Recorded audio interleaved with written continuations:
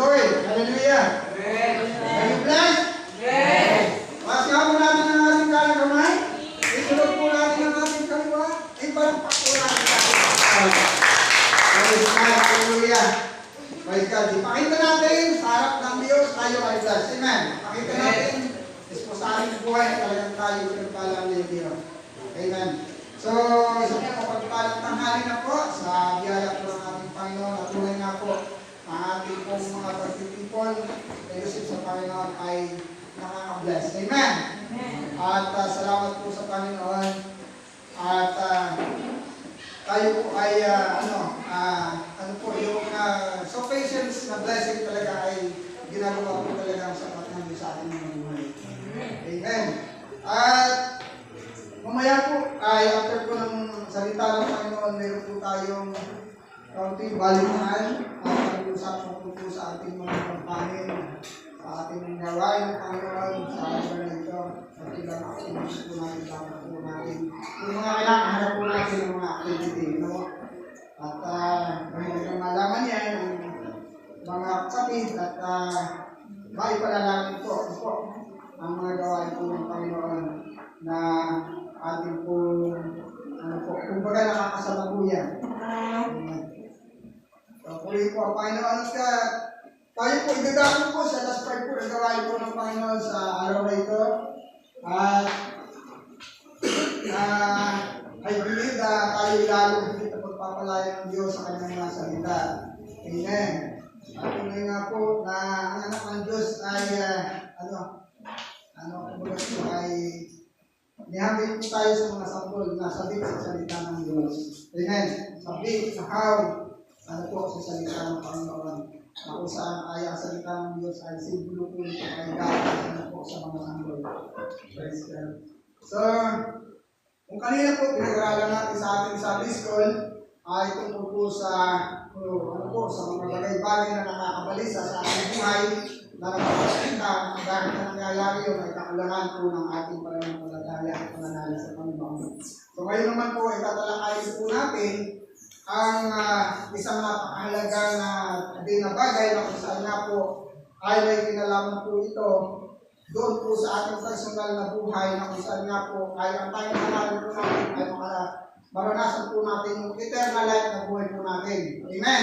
Pero may sa panalakasulatan ay yung kaligtasan na bigay po ng Panginoon sa atin ay ito po ay libre. Ito po ay sinasabi sa akin ng Ephesians chapter 2 verse 8 na ito ay ang kaligtasan ay kaloob ng Diyos. Pero pagkatapos yung pinagkaloob ng Panginoon, hindi sabihin wala ka nang gagawin. Mayroon po mga ilang bagay na kung saan po ay naranasan na natin ito, ay binibigay din po ng Panginoon sa atin ang mga mahalagang instruction kung paano po natin ito talaga makakamit ang eternal life. At pagdating po sa personal application ng salita ng Diyos sa buhay po natin mga kapatid, madalas maraming Kristiyano ang doon ay kumbaga bumabagsak pagdating sa personal application.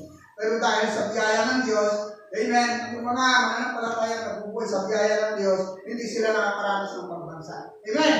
Dahil yung ating pagkakatayo, yung tibay ng pananampalataya at pag-aralan sa Panginoon ay bunga po ng biyaya ng Diyos. Kaya kailangan lagi natin pinaniniwalaan ano bang nangyayari sa buhay natin biyaya ng Diyos.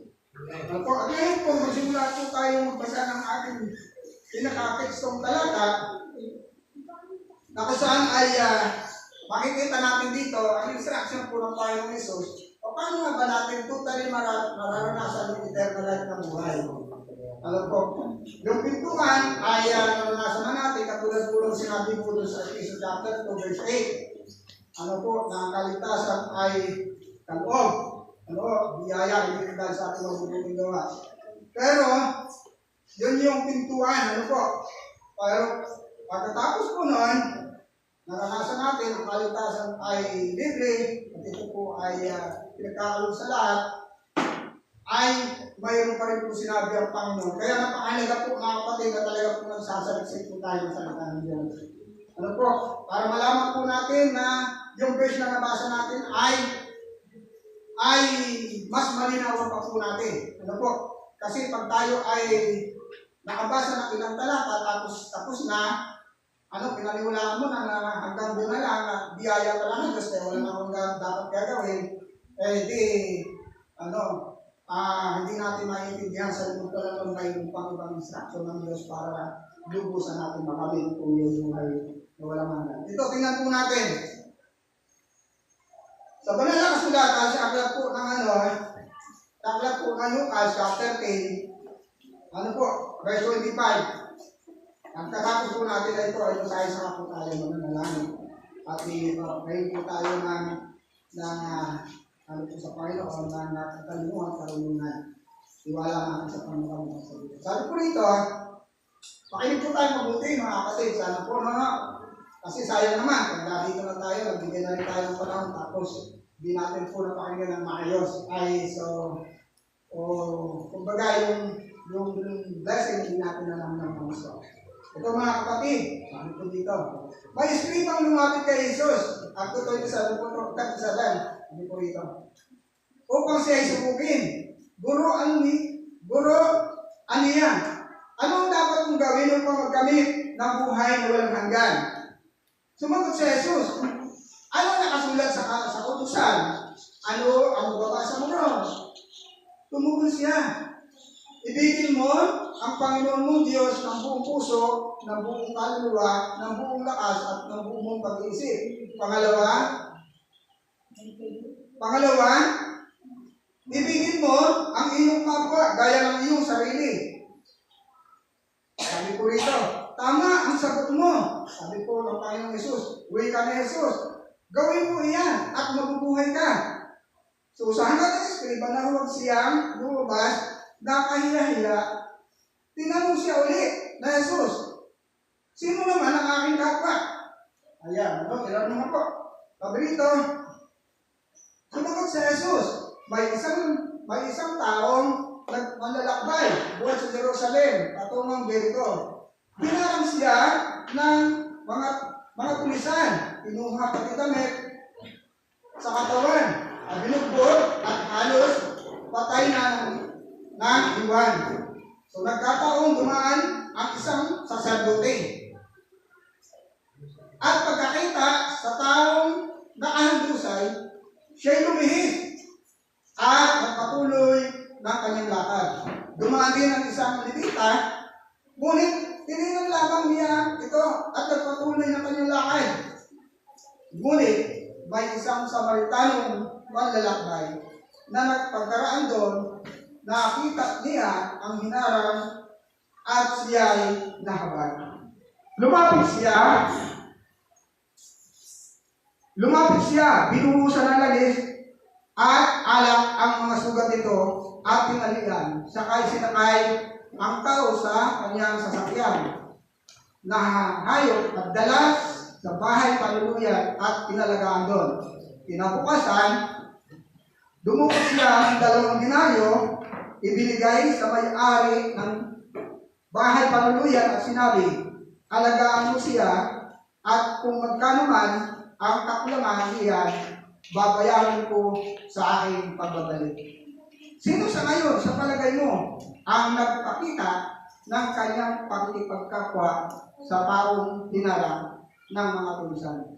Tanong ni Jesus. Ang nagpakita ng habag sa kanya, tugon ng Eskriba.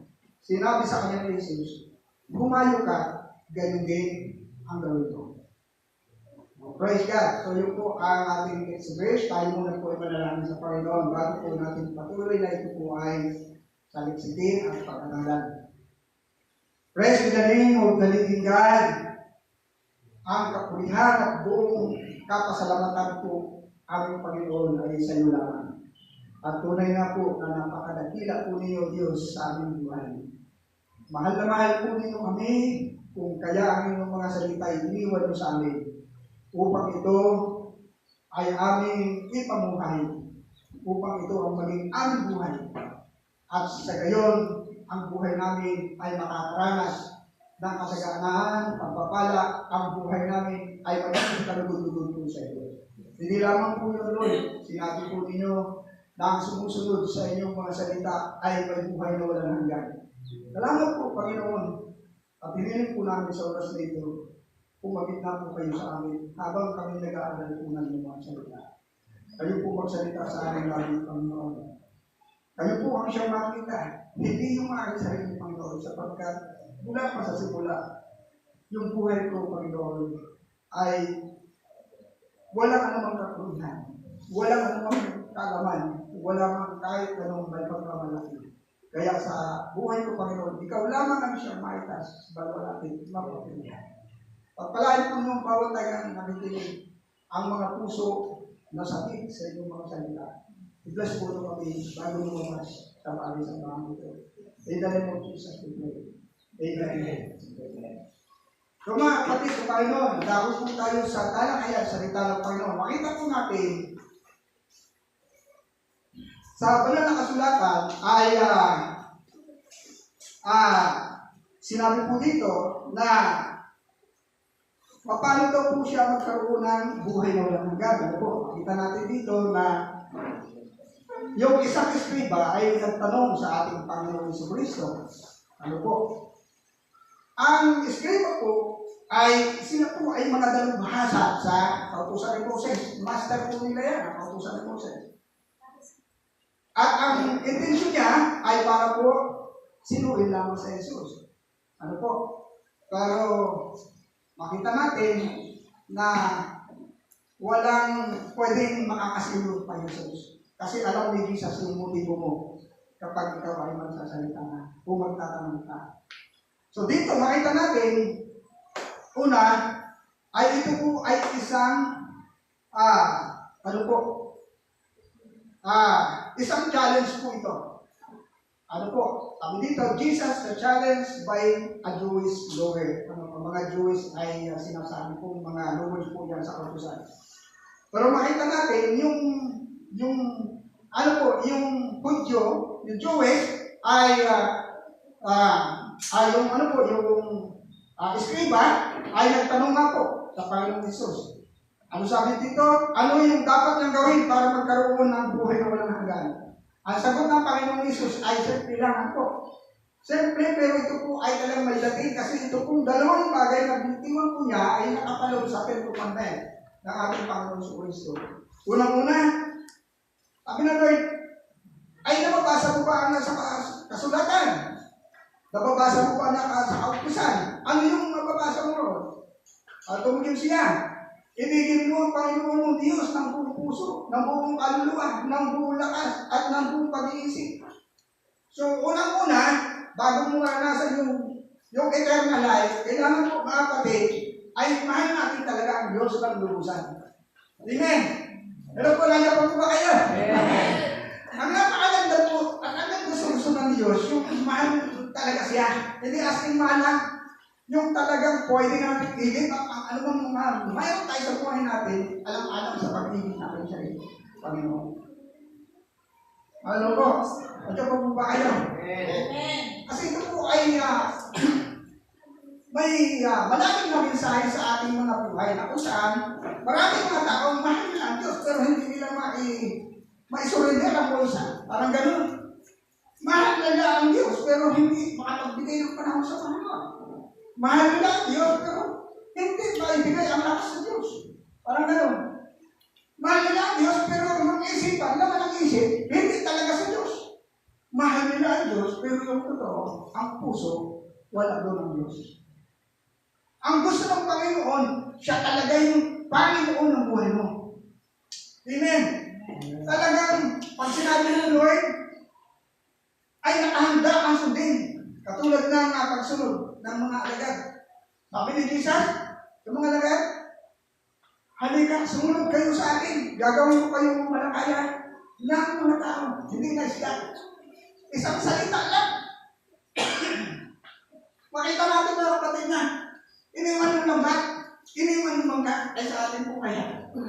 Tanong lang yun, kumbaga sa personal application ng buhay natin, ano kaya natin? Na kung sakaling tawagin tayo ng Diyos, o kailangan tayo ng Diyos, kaya natin tumulong. Kaya natin iwanan niya. Alala ko si Pastor John, sabi ni Pastor John, na ating pastor, nung tawagin siya ng Panginoon sa bagong buhay, may puso siya na yung kalakal na mga buti, bakal na kung ano-ano, iniwan niya. At pati puto kutsinta ay iniwan niya. Sumunod siya sa Panginoon doon sa itinuturo na Diyos sa lugar na yun nang hindi alam kung paano mabubuhay. Sa banal na kasulatan ng tawagin ng Panginoon si Eliseo, mga kapatid sa Panginoon, kung ito nabasa, ay si Eliseo po kasi magsasaka.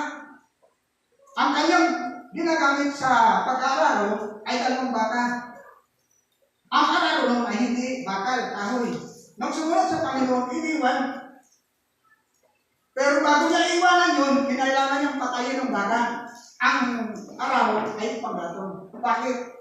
Ganun ang ginawa ni Eliseo. Kasi may pwede pa siya balik-balikan. Kung patay na yung baka, wala na siyang pabalikan. Yan ang pagsunod sa Panginoon. Wala talagang balikan na. Kaya po, dapat sa mga kapatid. So, ito, makita natin dito, yan ang gusto ng Panginoon. Na talagang bilang mananampalataya tayo, bilang mga anak ng Diyos, bilang Kristiyano, ay yung tunay na pagmamahal sa Diyos ang hinahanap ng Panginoon. Yung handa, sumunod sa Panginoon. Kasi sabi ng Panginoon sa aklat ng Juan, kung iniibig niyo ako at tunay na minamahal niyo ako, tuto pa rin niyo ang aming mga utos. Diyan bumagsak yung, kumbaga, yung napakaraming mga tao. Naku saan na kapatid, nagsasabing mahal ko ang Diyos, pero hindi ko naman talaga makitang sinusunod yung salita ng Panginoon. Ano ba? Di ba tayo? Amen. Tayo po yung mga mananampalataya, mga anak ng Diyos na pagkatapos pag-aralan, pinapamuhay, isinasagawa ang pinapag-aralan natin sa Panginoon. Amen. Pangalawa, makita natin na sinabi ng Panginoon para maging ganap na maranasan natin yung buhay na walang hanggan. Ay yung pangalawa. Ito po yung isa pang napaka. Habang ito po yung pinag-aaralan ko kagabi, so minsan ako po yung papainig kasi napakaraming mga nararanasan tayo sa ating kapaligiran. Kasi dito po sa pangalawa, nagtumutukoy po ito sa pagmamahal sa kapwa. Ano po? At kung tayo ay magsusuri, maraming mga churches na ang bumagsak o hindi na nagpatuloy. Bakit? Kasi nagpasimula silang masaya, nagpasimula sila na ang sarap ng kanilang mga dati ng pagtitingo sa Panginoon, pero sa huli, nawala na yung love one another. Nawala na yung love. Samantalang doon talaga dapat tayo nakatisaya. Yung pagmamahal. Amen? At habang pinag-aaralan ko ito mga kapatid, ang lalim po ng sinasabi ng Panginoon sa kanyang mga salita tungkol sa pagmamahal. Na kung saan mga kapatid, sa bandang baba, makita natin na para maintindihan ito ng Pariseo, nagbigay siya ng example. At dito sa example niya, ay may makukuha tayong magandang aral. Ang una po, sabi dito, kasi nagtanong po yung Pariseo, eskriba. Sabi, sino naman ang aking kapwa? Kasi kung totoo sa kanilin po natin mga kapatid, ano talagang kapwa? Sino ba? Paano ba may papakitang pagmamahal ko sa kanila? Hindi dapat yung hinahal mo sila. Okay lang naman yung hinahal mo. Baka may problema, tinatapit mo. Kumusta mo. Okay. Pero ang pinakamaganda dito, at pinakita ng Panginoon Jesucristo, mga kapatid sa Panginoon, ay pagmamahal na sobra yung ginawa. Okay, nagkakaroon pa kayo. Tignan natin. Pagod ito. Sana na-describe na humos na kahiya. Kahiya niya. Tinanong siya ulit. Sabi niya, sino naman nangaring kapwa? At sumagot ang Panginoon Jesus. Kung may isang taong maglalakbay at buwan sa Jerusalem, patungo sa Jericho, at binarang siya ng mga tulisan at inuha ang gamit, takatawa, bulong, patalit. So, ito yun. Pakita natin. Asa po ng Panginoon Jesus ito? May nakita doon na, may tao doon na ako saan ay binugbog ng mga tulisan. Pagkatapos, nakahandusay yung tao sa daan. Ang kulay niya sa totoo, habang pinapag-aralan ko po ito, ang dami pong mga tao nag-excuse na lang o nakakakita ng obligasyon sa ibang tao. Ayun po. Ayun natin pag mong kayo mga kapatid. Kaya sa Maynila, ilan po ninyo? Hindi lang sa Maynila, mag-isang working natin. Maraming excuses ng mga tao. Kahit kailangan ng tulong, abutan ng tulong ang kapwa, nagkakaroon na lang sila ng mga excuses. Sa Manila, walang pakialam ng tao. Kahit kitang-kita na binaril. Wala. Kasi yung totoo, sa panahon ngayon, di naman natin na in-expect, may mga pangyayaring tumulong ka na, nalagay pa sa pangaliguan. Doon po yung mga tao parang nananayang tuloy. Kaya lumalabas yung salitang walang pakialaman. Pero paano natin magagawa ang nais ng Diyos? Kung ang halimbawa ay walang pakialaman, particular sa iglesia. Ano po? So mamaya tayo magkakaroon. Tignan natin. Sino ba yung mga taong ginawa mo ng halimbawa ng iglesia? Sabi rito, una, nagkataong dumaan ang isang saserdote. Alam mo niyo yung salitang saserdote, mga kapatid, ay nangangahulugan ito'y pare. Isang pare. Pag sinabing pare, ang ibig sabihin ito ay maka-Diyos to. Ano po? Nandiyan po kayo mga kapatid. Maka-Diyos yan. Kung baka, ina-expect ng maraming tao, pagka sinabing pare, kung kaya ay servant ng lang dyan, pastor yan, o ano pa man yan. Ina-expect ng mga tao, matuluhin yan, babalik yan. Pero nakakalungkot doon, sa sinasabi ng Panginoong Jesus, dumaan yung saserdote, ay pagkakita doon sa taong nakaambusay, siya yung iis ng daan. Excuse. Ayaw niya na siya ay mananagot o siya ay mauubligan. Lumihis. Ito kung mga tao ito ay masasabi natin, tinatawag na maka-Diyos na mga tao. Kaya man nakakalungkot na kumbaga, halimbawa, mga pinuno pa sa simbahan, ay siya pa ang unang-unang walang kahapag-hapag. Walang awa. Kung nawang magyari sa atin, ano po, kapatid? Kasi, alin naman natin buhay na ito kung gano'n pa natin magiging resulta. Ano po pa kayo? Ano nang silbi? Kaya nga, dito makita natin na yung pare yung saserdote. At pangalawa, dumaan din ang isang Levita. Alam mo yung Levita sa Biblia? Mga taong Biblia. Tagapaglingkod dyan sa templo. Ibig sabihin, taga-serve dyan sa loob ng templo ng sambahan. Ay doon yung Levita, nung nakita yun, ay tinignan lamang niya ito at patuloy ng kanyang daan. So yun yung nakakalungkot. Ang tinuro ng Panginoon sa kanyang paratula ay mga taong pinapakita sa buhay nilang sila ay mga Diyos. Makipanginoon. Mapag-serve sa Lord. Pero pagdating sa aktual na buhay, wala kang makikita katutulong pagmamahal sa puso. Pero po, kung naman mangyari, na kung saan mga kapatid sa Panginoon, ang ibig natin po at panalangin sa Panginoon, dito sa ating church, sa iglesia na to, mga kapatid, mas pag-alahin natin ang pagmamahalan sa Panginoon. Bilang magkakapatid sa Panginoon. Nakalulungkot isipin na kung saan nga po, habang pinagkukulay-kulay ko ito, maraming mga churches. Hindi naman natin isa-isahin na meron na po talagang marami na nagkulat. Kumbaga, hindi na nagpakuloy.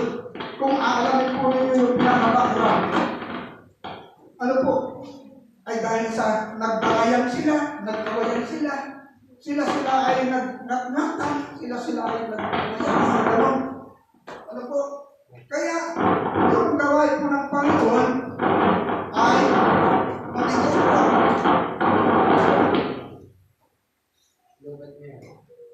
Nabigo po na magpatuloy hanggang sa nawala na yung gawa ng Panginoon. So, dito po makita sa atin na Halimbawa po ito. At pagdating sa huli, ito po tingnan natin. Pagdating sa huli, ngunit may isang Samaritano. Sino po ba sa Biblia ang taong Samaritano? Alam po ninyo, sa banal na kasulatan, ang mga taga-Jerusalem, ang mga Israelita, ay mayroon po silang dadaanan na isang lungsod o isang nayon. At bago sila makarating doon sa sunod na nayon ng Jerusalem po, hindi ako nagkakamali. Ang ginagawa po ng mga Hudyo ay kailangan po nilang umikot ng malayo para makarating po sila doon sa sunod po nilang lungsod. Hindi po sila nagdadaan dito sa gitna na pwede namang madali. Kasi ang mga tao po doon, lugar ng mga Samaritano. At ang Samaritano ay tinuturing nilang makasalanang mga tao. Hindi sila nakikipag-persit, hindi sila nakikipagkamayan, hindi sila nakikipagbakian, sapagkat sa kanilang isip, ang mga Samaritano ay makasalanang mga tao. Kung atin namang uunawain, ang Panginoong Hesus, nang siya nasa lupa, doon siya nag-ministry sa mga Samaritano. Kaya nakakausap niya yung isang babaeng Samaritana na nagtanong tuloy ang mga Hudyo, bakit si Jesus ay nakikipag-usap sa isang babaeng Samaritana? Gaano nga po? Kasi mayroon po sila, sa history po nila, nakita talaga nila makasalanan po yung mga Samaritano. Yung babae pa lang, nakausap ni Jesus, ay 7 na ang naging asawa. Bago pa ito, 7 kung 5, bago pa yung huling asawa na ngayon. Yung kumbaga pinakasawa. Ganon sila. Pero si Jesus hindi yung ang tinignan. Dahil kaluluwa din sila. Dahil sila yung nangangailangan ng kaligtasan.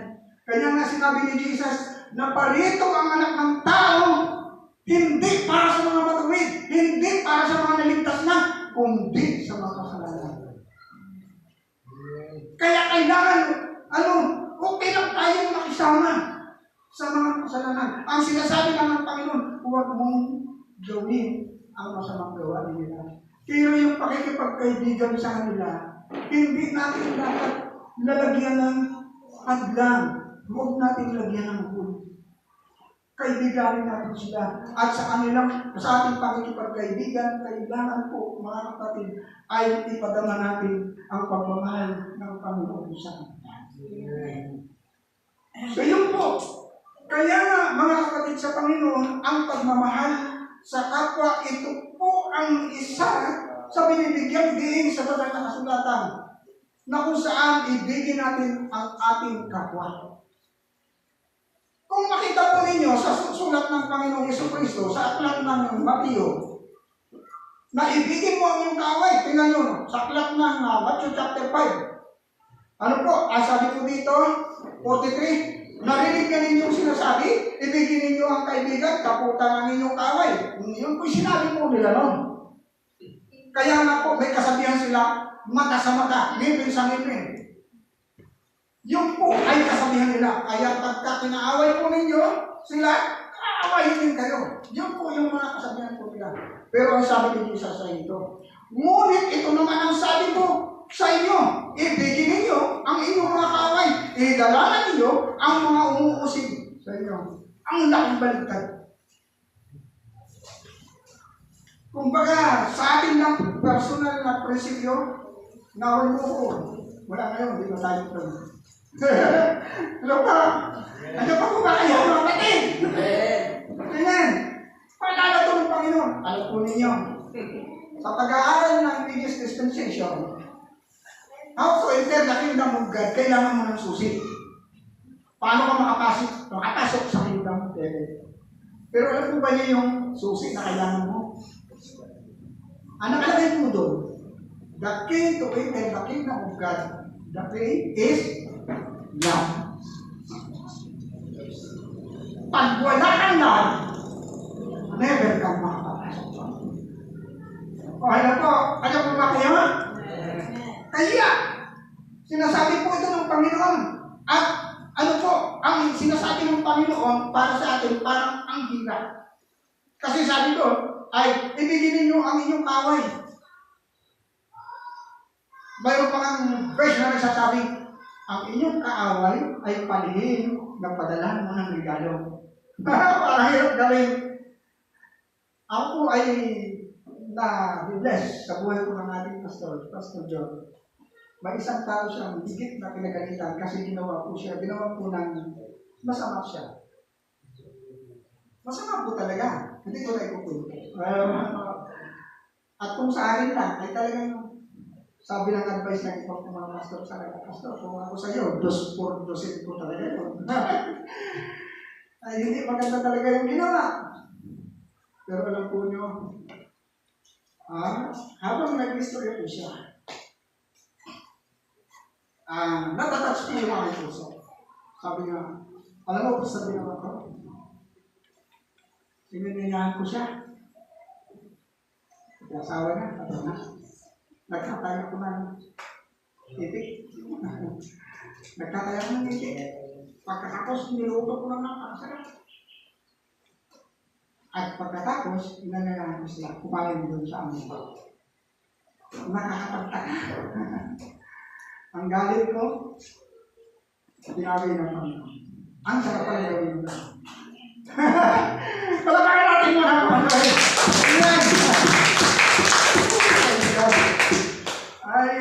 kung sa atin lang, mga kapatid, talagang mahirap gawin.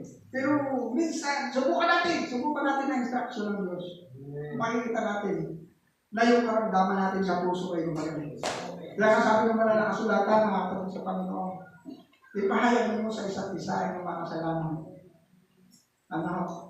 Kapag kung magkagayon, mararanasan ninyo ang kagalingan mula sa Panginoon. Kasi tayo nagkakaroon po ng karamdaman ay kung ano po ng mga sama ng loob, galit, at iba't ibang nararanasan natin sa ibang mga tao.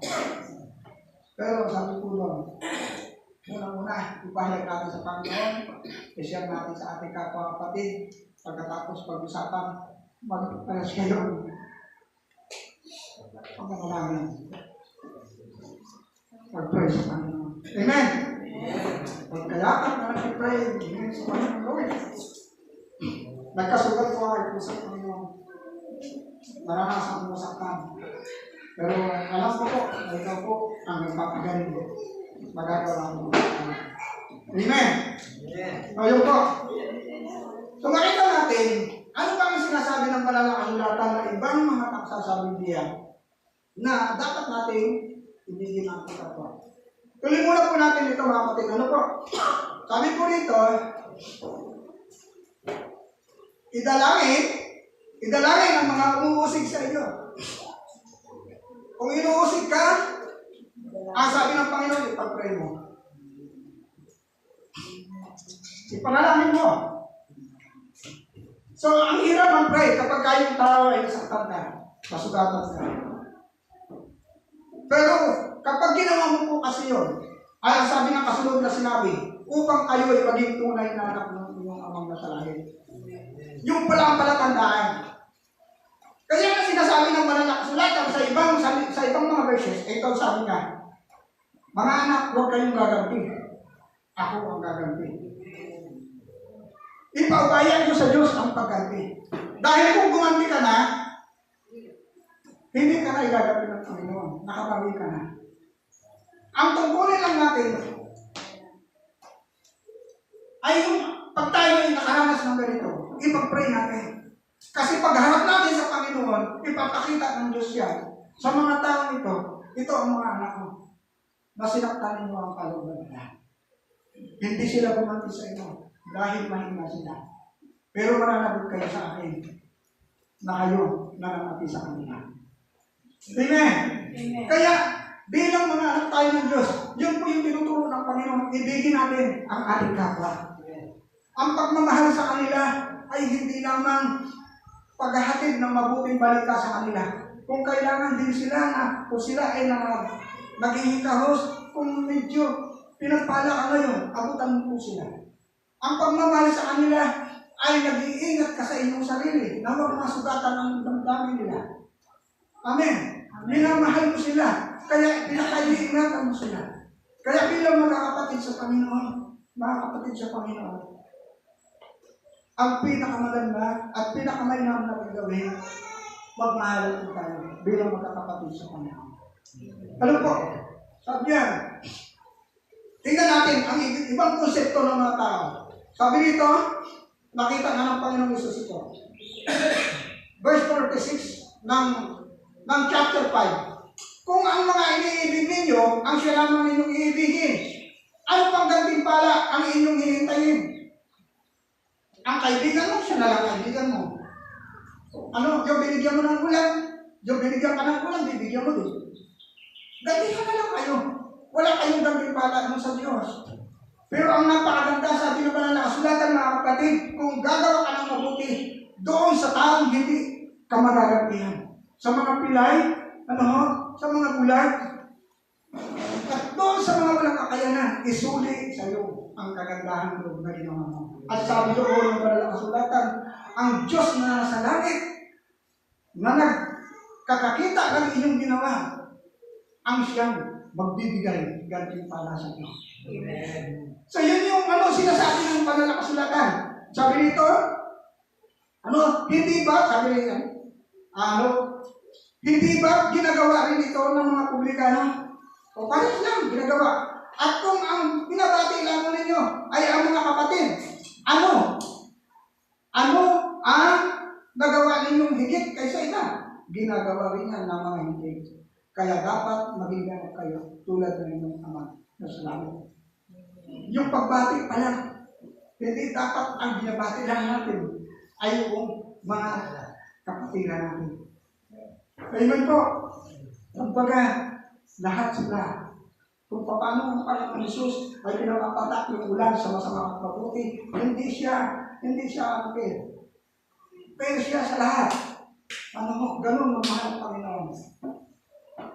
Kaya, doon sa aklat naman ng buwan, ay mas lalo po natin mauunawaan ang pagmamahal. Ano po? Tingnan natin. Kumalapit na po tayo manakos. Wag nang magkatikin. Sabi po dito, Juan, chapter 2, verse 9. 2, verse 9. Sabi po dito. 1 John 2, verse 9.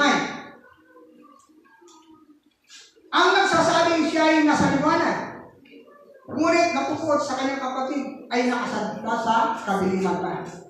Kaya po, mga kapatid, dadya po pa tayo. Ito natin. Kung sa buhay natin ay mayroon pang mga tao na parang hanggang ngayon muhi-muhi ka, nagagalit ka, hindi mo pa sila mapatawad. Mga kapatid, ang sabi ng banal na kasulatan, ang inyong katayuan, ang iyong kalagayan, wala ka sa liwanag, nasa kaliliman ka. Nakakatakot po yun. Ano po? Kasi sabi po dito, ang umiibig sa kanyang kapatid ay nananatili sa liwanag. O yun po, yung pula ang nasa liwanag, yung nagmamahal, at walang panganib na magulit siya sa kasalanan. Kaya mga kapatid sa Panginoon, yung pala ang nagpuprotekta sa iyo na mahulog ka sa pagkakasala. Yung pagmamahal mo sa iyong kapatid. So kaya nga mga kapatid sa Panginoon, paalalahanan po tayo ng Panginoon. Kaya nga po, lagi natin pray dito sa ating church, lagi po kong pinag-pray, Lord, nawa po, yung aming pagtitipon, yung aming pong pagkakapatilan, ay mas lalong ilagay sa aming mga puso ng higit na pagmamahal sa isa't isang bilang magkakapatid sa Panginoon. Unang-unang muna tayo. Kasi kung sa loob ng church ay mayroon po tayong hindi pagkakaunawaan. Sa loob ng church ay mayroon po tayong mga mayroon pong parang kinatitisuran tayo. Mayroon tayong kinagagalitan. May kinaiinisan tayo. Ang ibig sabihin, ginagamit po yan ang away sa iyo para ilublog ka sa kasalanan. Dahil doon, ang iyong buhay ay hindi lalagay sa liwanag. Tatayo doon sa kadiliman. Kaya nga, mga kapatid sa Panginoon, ito ay paalala sa atin ng Panginoon. Ano po? Kaya nakalulungkot. Meron po tayong mga ibang na babalikan ako sa may mga kapatid na mga minsan, di na, ano po nyo sa totoo yan? Ipinararanas po yan ng Panginoon sa ating minsan para hubugin tayo ng Panginoon sa ating puso. Hubugin tayo ng Diyos kung paano tayo mag-resolve ng mga problema na nagsusolusyon, nagtatapos sa isang pagmamahal. Ayaw po ba kayo? Kaya walang pinakamagandang bagay. Unawain natin ang ating kapwa-kapatid. Mayroong mahihina sa pananampalataya. Mayroong malalakas dyan. Mayroong pasaway dyan. Mayroong di yung makukulit. Mayroong hindi pa talaga wasto ang stricto na tunay. Tayong matatatag sa pananampalataya mga kapatid. Mas lalo natin mahalin sila.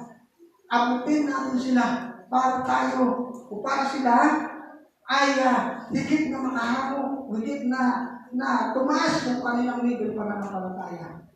Pagdating na oras, kung ikaw na matatag, kung ikaw na matibay, ay magiging katulad mo siya.